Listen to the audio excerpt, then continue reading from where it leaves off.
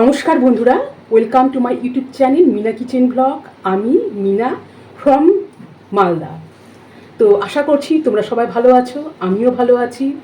আর আমার যারা নতুন পুরাতন ইউটিউব পরিবার প্রিয় দর্শককে জানাচ্ছি অনেক অনেক ভালোবাসা।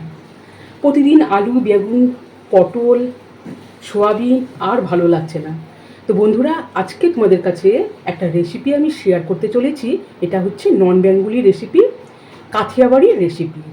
তাহলে চলো বন্ধুরা, তোমরা দেখতে থাকো আমি এই রেসিপিটা কিভাবে করছি। আর প্লিজ তোমরা সবাই 8টায় আমার এই রান্নার রেসিপিগুলো দেখতে পারবে। তাহলে চলো বন্ধুরা, শুরু করা যাক আমি এই রেসিপিটা কিভাবে করছি। তো দেখো বন্ধুরা, সবার প্রথমে আমি ওভেনে কড়াই বসিয়ে দিয়েছি। কড়াইয়ে দিয়েছি সরিষার তেল। আমি এক্ষেত্রে সরিষার তেল ব্যবহার করছি। তেল গরম হয়ে গেলে দিয়ে দিচ্ছি আমি গোটা জিরে, গোটা সর্ষে দিয়ে দিলাম। জিরে আর সর্ষে দেওয়ার পরে আমি নাড়িয়ে নিচ্ছি।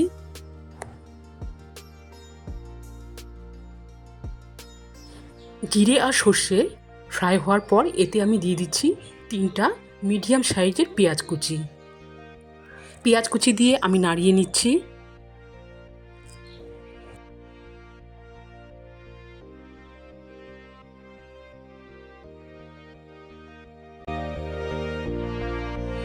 এইভাবে কিছুক্ষণ নাড়ানোর পর এতে আমি দিয়ে দিলাম 4টা কাঁচা লঙ্কা। কাঁচা লঙ্কা দিয়ে এবারও আমি নাড়িয়ে নিচ্ছি।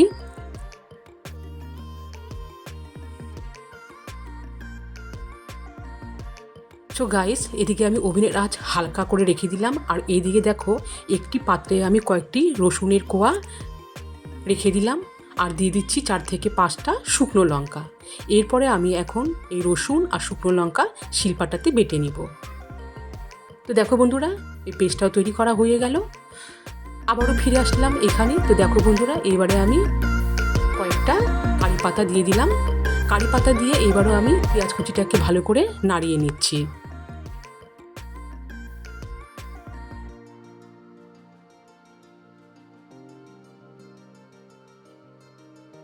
তো দেখো বন্ধুরা, এরপরে আমি এতে দিয়ে দিচ্ছি সেই রসুন এবং লঙ্কার পেস্টটা।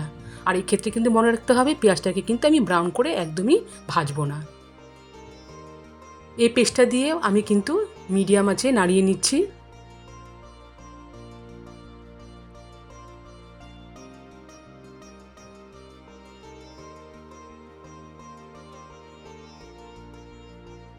কিছুক্ষণ নাড়ানোর পর এতে আমি দিয়ে দিচ্ছি স্বাদ অনুযায়ী লবণ। আর হ্যাঁ, অবভিয়াসলি চিনি তো লাগবেই, চিনিও দিয়ে দিলাম।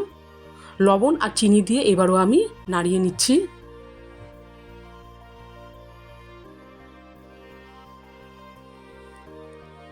আর আঁচটা কিন্তু আমার একদমই মিডিয়াম আঁচে আছে। আর এদিকে দেখো বন্ধুরা, ওভেনের আঁচ কিন্তু আমি মিডিয়াম করে রেখে দিয়েছি। আর যেটা মাস্ট অবশ্যই লাগবে, এই দেখো এখানে আছে টক দই। তো আমি আগে থেকে বাটি টক দই রেখে দিয়েছিলাম। আর এরপরে দেখো বন্ধুরা, আমি টক দইটাকে চামচ দিয়ে আর একটু ভালো করে মিশিয়ে নিচ্ছি। এভাবে টক দই ভালো করে মেশানোর পর এরপরে এতে দিয়ে দিচ্ছি আমি এখন টক দই। আর এই পুরো রান্নাটি কিন্তু আমি একদম মিডিয়াম আঁচেই করেছি। আর এখনও কিন্তু আমার ওভেনের আঁচটা মিডিয়ামই আছে। তো দেখো বন্ধুরা, টক দই দিয়ে আমি একদম মিডিয়াম আঁচে নাড়িয়ে নিচ্ছি।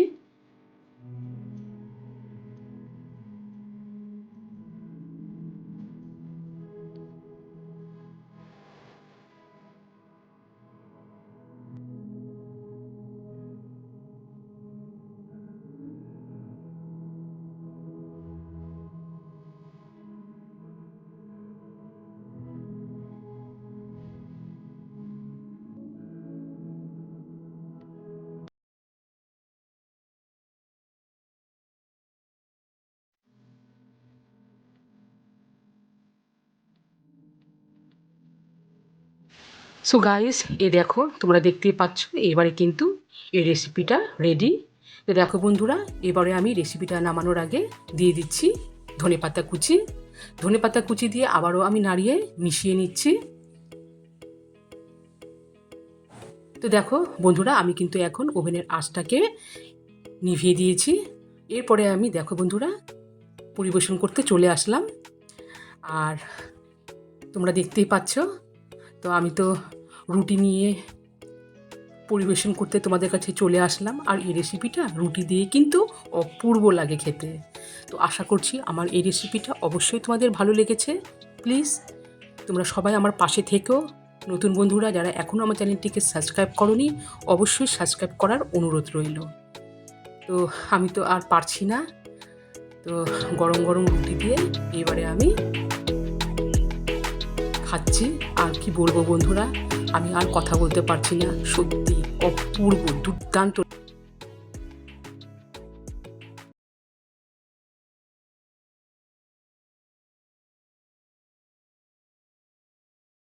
তাহলে বন্ধুরা সবাই ভালো থেকো, সুস্থ থেকো।